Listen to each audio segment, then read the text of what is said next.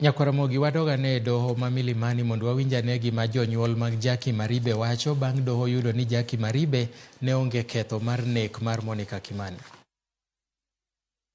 And we would be in a position to get what we needed. We have been supported, and one more time I'm saying this will give us a new beginning, a beginning to trust God, even for others that have suffered as we have suffered. May the Lord bless all of us. Thank you for supporting us. Thank you for supporting us. I don't need to say anything. I'll just say go read John 8:32, for you shall know the truth, and the truth shall set you free. Thank you.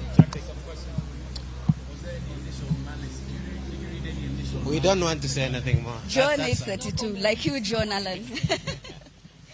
Okay, yeah, those ones can leave. I wish to say something. This country for a few years had a rogue DCI boss called George Kinoti. George Kinoti was behind the whole of this case.